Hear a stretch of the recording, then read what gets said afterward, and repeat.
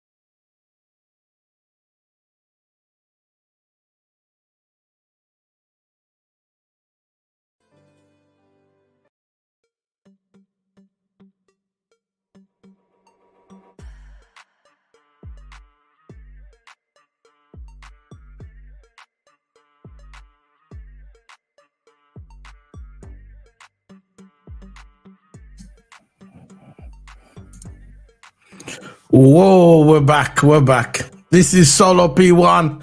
This is Football Ballers episode 2. We're talking about the FA Cup, the wrap-up show. I know there's a Carabao. I think there's a Carabao Cup at the moment. Chelsea and Middlesbrough. Last time I heard, Middlesbrough was winning 1-0. But we'll see how that goes. Big up to the chat. We got, yeah, man.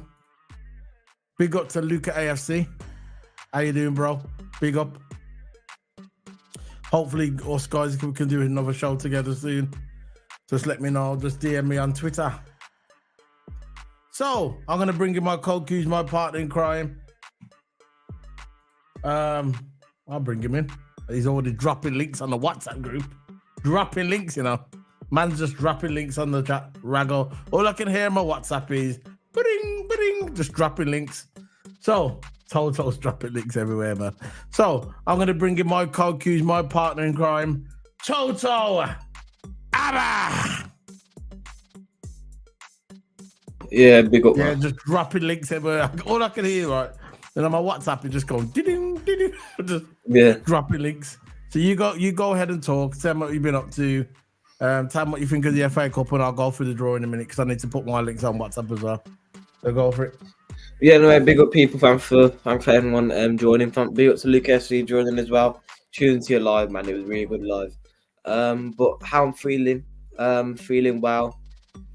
And how I'm feeling this FA Cup draw, pretty confident because we're either gonna get I think it's either Norwich or Middlesbrough. I think they're the only. Now Middlesbrough's actually out the FA Cup, so I think it's either Norwich or I'm seeing who Norwich has got next, because whoever Norwich beat in the FA Cup, that will determine who will be our match coming up. So yeah, it's either Bristol Rovers or Norwich City. They're the only two ones that we are going to face going into the next round.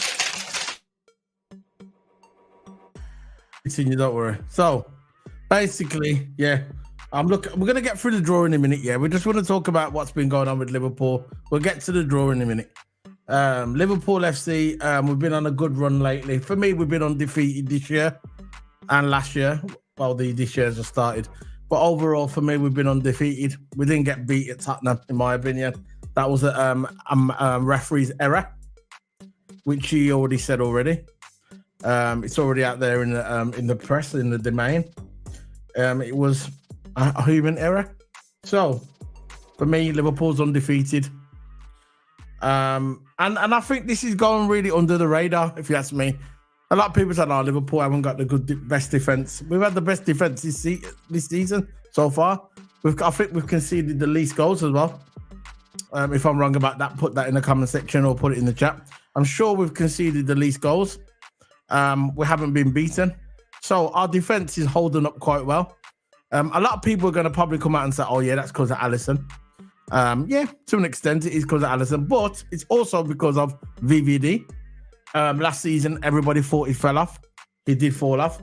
I admitted it. I thought it was the end of VVD, Virgil van Dijk. I thought, this is the end of Virgil van Dijk. This is the decline of Virgil van Dijk. But he surprised everybody. He surprised Liverpool fans. He surprised all other fans, Arsenal, whatever, Man United fans as well. He surprised them all, and he's proved that he's still got it. And it's not just he's come back okay, he's come back to his best. He's back to his best. Virgil van Dijk is back to his best, and he's back to being the best centre-half, best defender in world football, not just the Premier League, in my opinion. There was comparisons between him and Saliba, which I thought was a bit hilarious. You know what? You can probably compare Saliba to Konate, but for me, Konate, he's got the edge over Saliba. So don't even bother compared to Virgil van Dijk. I thought that was hilarious. But Liverpool has been absolutely amazing. I'm so proud of the boys. I'm proud of Endo. I'm proud of everybody. Everybody has stepped up this season, included. I know he's missing a lot of goals. For me, he's not the guy for me. Nunes, I gave him a whole year. I did not dunk on him. I'm not dunking on him now. I gave him a full season as a number 9. I said, I'm not going to be one of these fans after 4 games completely dismiss the guy. I was always behind Nunes. I am a Nunes guy, but I think he's better utilised on the left-hand side of the football pitch. Now, in the middle, for me, you can throw in Gakpo in there if you want to, or you can buy a striker. You can do it, or you can even throw in Jota. It's up to you. But for me, I am a Nunes guy, but Nunes is better utilised on the left. And it showed during this Arsenal game when Klopp changed his tactics at second half. When as soon as he put Nunes on the left, you saw the difference in the game. And you could see that the defenders, the right back of Arsenal was struggling with Nunes' pace. So this is where the Klopp should play him on the left. What are you saying, Toto? Yeah, because I see some Liverpool. I'm not going to name names, right? But there's some Liverpool fans online on YouTube saying, "Oh yeah, Nunes is washed." Even TikTok, Twitter, Nunes is washed. I understand where they're coming from because he has missed a lot of chance for a £7 million striker. For me, he's not a striker. He played off the left in Benfica, not really in the middle. So you think about it, he will be better utilised on the left. I think he's better as a left winger, not a striker. Simple as that, because he's got the pace for a winger. I think he's got the passing for a winger. So him being on the striker won't actually suit him, because at Benfica he played 4-4-2 and he played off the left striker, right? Not really in the middle. Now in Liverpool, he's being played in the false nine, and you can see that Nunes is no good in the false nine. He looks lost. He can't finish some easy chances. But as soon as he's on the left, and then he cuts inside, and he goes for a shot, that's a Nunes goal. That's the kind of thing Nunes can do. He can score from out far, right? He can actually get it on target from out far. But in the box, yeah, there is a problem. So he won't be actually utilising What's that noise? Line. I think that, I don't know. I'll mute it if you want. I'm just going to finish off. All right. But yeah, with Nunes, you can see that he really lost in that false nine role. And as soon as I'm not going to put my mouth on it, say Nunes is washed. I don't think he's washed. I think he's better utilised on the left. He's not a striker, the left winger. Simple as that. Yeah. So yeah, like I said, I was one of these guys, one of these fans that also said that Nunes, he's not the guy. I gave him a full year. You know this. I gave him longer than a year, to prove himself to be the number 9. Really, originally I wanted Gakpo, but when they appointed Nunes for the number 9 for the striker, when he got his number, yeah, I said, okay, fair enough. I'll go with it. He's the Liverpool guy. I'm going to go with it. I'm not going to run him down. I'm not going to be one of these fans that are just going to put his name through the mud and say after 4 games, oh, he's not the guy. He's not like Haaland. He's not like Haaland. No, I'm not one of those fans. I like to give people a chance, and I gave him enough time. But again, I'm not dunking on him. I'm not criticising him. I'm just saying he's better utilised on the left, and I totally agree, Toto. And it's like it said, it showed in that FA Cup game. Now, I want you to give me your short review on the FA Cup when it first started, when we had Arsenal basically in the first. Well, I did watch a podcast today before I get into this, and the Arsenal guys were saying they had the better in the first and second half. So I don't know what they was watching. I'll give you the first half, okay? I'll give you the first half. Arsenal were controlling it for the majority of the first half, but the second half, And for all the Tottenham fans that I tried to explain, right, when all of them was running off the mouth a couple of weeks ago, when I was on top of the table, they're already breaking records. They're breaking the records. Arsenal, from number 1, this is what I'm going to say to all the Arsenal fans there, and I'm going to bring it up in a minute. Right. To all you Arsenal fans, yeah? To all you Arsenal fans that said before, when I was at Christmas, they were saying, oh yeah, we're at top of the table. They broke a record. There's been no team in the history of the Premier League, that started off at top at Christmas and come New Year, 4th in the table. Well done, Arsenal fans. You broke the record. And for all you Arsenal fans, what are you going to say now? Watch this. Where's your big mouth now? Where's your big fucking fat mouth now? There you go.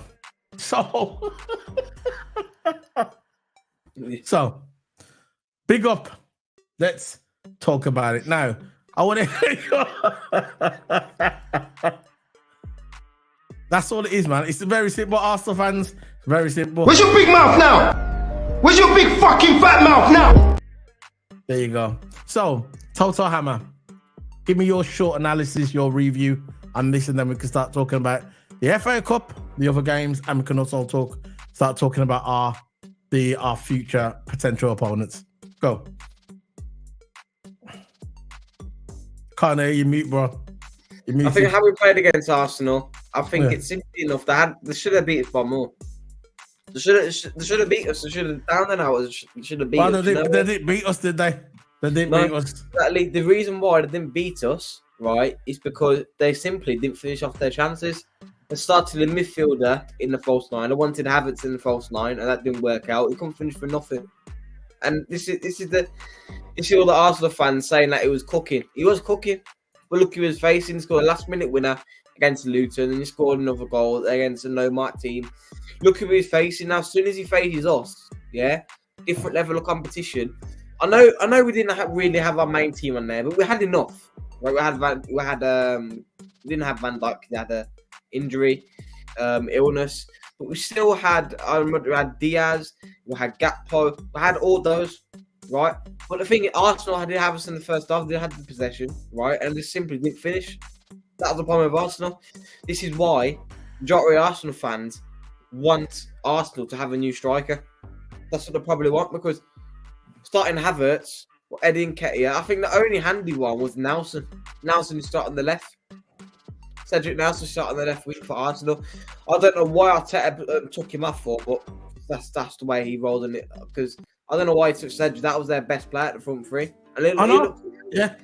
He does make questionable decisions, don't he? Yeah, like why sub off your best player, right? For Martinelli, he just nutmegged Trent twice. And what did he do then? Nothing. He did absolutely nothing. Look at kind of Bradley did though to Odegaard. The Odegaard is when he cooked him as well. He cooked him as well. I think it was Odegaard. I think it was he cooked him on the because he came in right back, didn't he? As a lock defender, kind of Bradley. Right back, yeah. And he came and he was cooking straight away. Cooking. And this when it was 0-0, by the way, not when it was 1-0. People are going to say, oh, yeah, it's because you were 2-0 up. No, when we brought on the two schoolboys, because that's what they are. When they brought on the two, Liverpool brought on the schoolboys, Cutler said, I'll just bring them and I don't really care anyway. They brought the two schoolboys on, yeah. What happened? They cooked, yeah. Started locking up your senior players, Arsenal, yeah. And what now? So you said before the game that Liverpool can't win without Mo Salah. Liverpool cannot win without Mo Salah. We're finished. That's what they were saying. We're finished. Liverpool are finished. They said, you got no VVD. No problem. Klopp walks into the dressing room. Yeah? Klopp walks into the dressing room and he said, who's going to command my back line? Who's going to be the guy to step up? Who was the first person to step up? Ibra Konate. Yeah. Ibra Konate stepped up and said, you know what? No problem. I will. And what did Ibra Konate do? Went and got himself man of the match. Because he deserved it. For me, man of the match was probably Gomez. But you know what? I could live with that. With Ibra Konate being man of the match. And for me, better than Saliba. Don't compare Saliba to Van Dijk ever again. Because he plays for Arsenal, that doesn't mean he's better than Liverpool. That's the only thing with Liverpool fans. That's the only thing with Arsenal fans. They get this little thing in their head because them players come to Arsenal, yeah, who hasn't won a league in 20 years, plus, who has never won a trophy in Europe. Facts.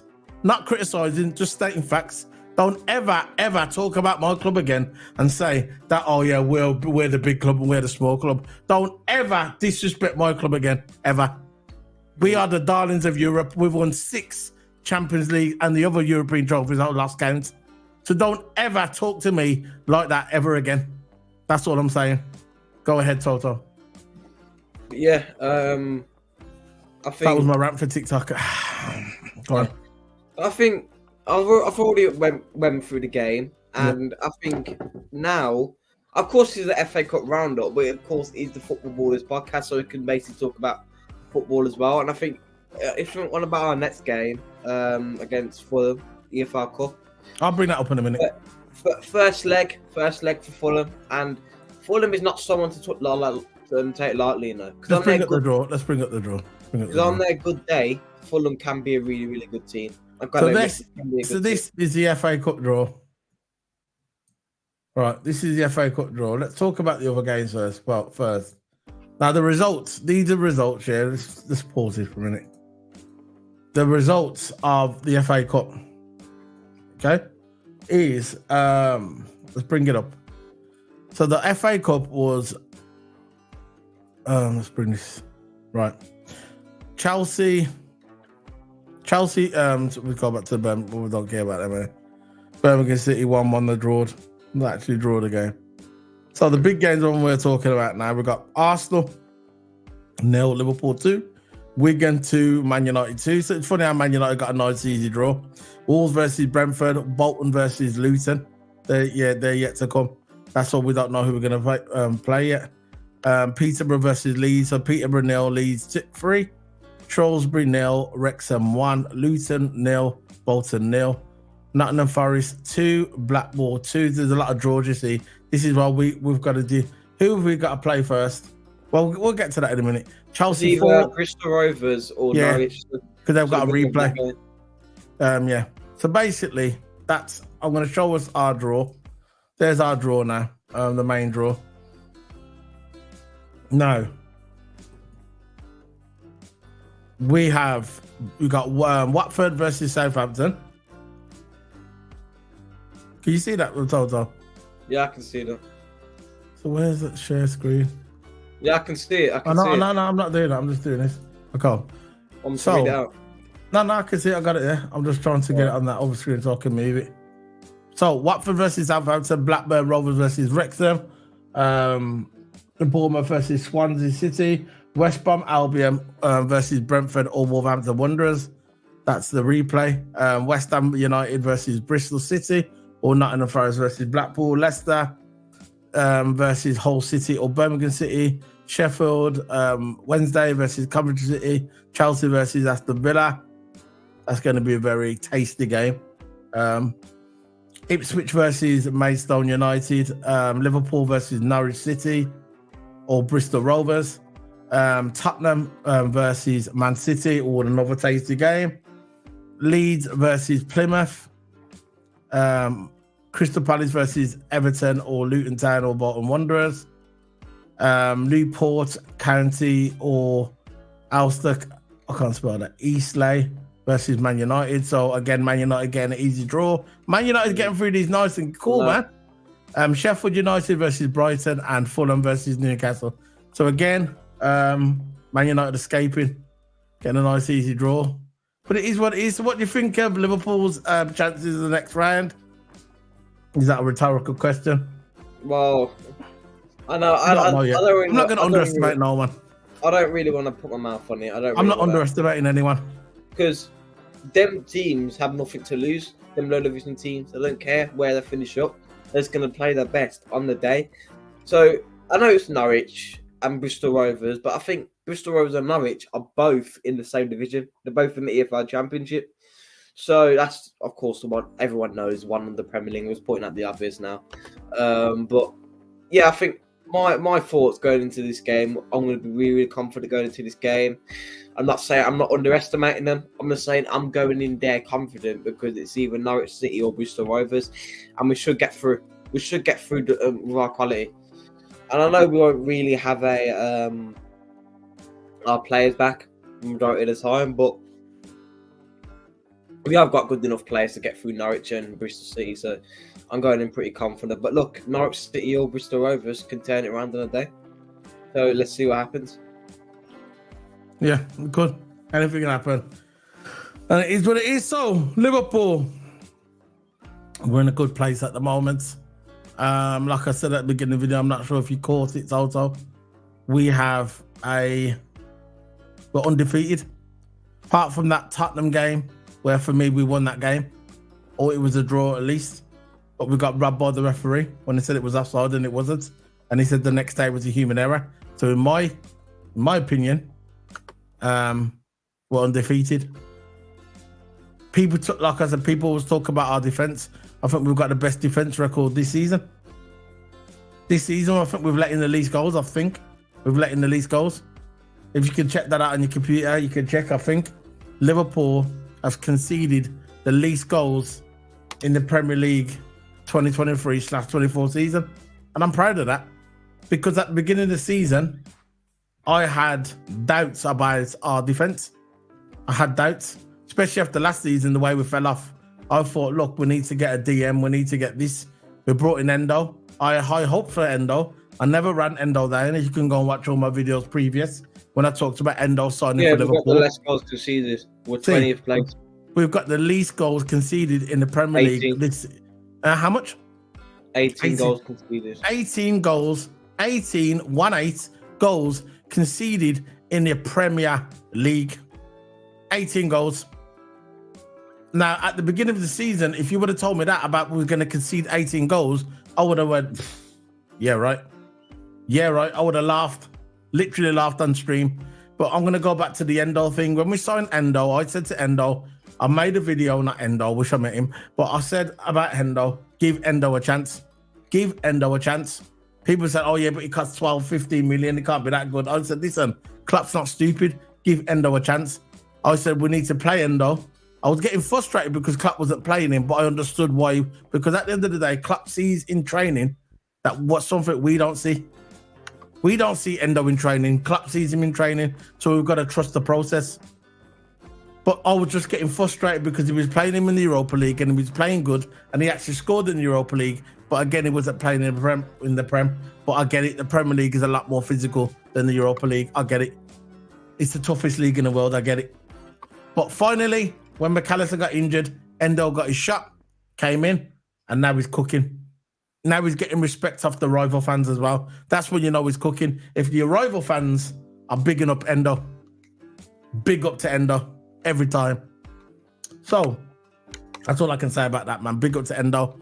I'm glad that we signed him. I was patient, and now we're seeing the rewards. But the only downside is away in that Asian Cup. But it is what it is, man. So our next round, we should be okay in that one. We're doing tomorrow. We're doing the player lineup for the Carabao Cup semi-final. That will be tomorrow on the channel. That'll be around about 6 o'clock. So look out for that on the channel as well. We'll be putting up the thumbnail tonight.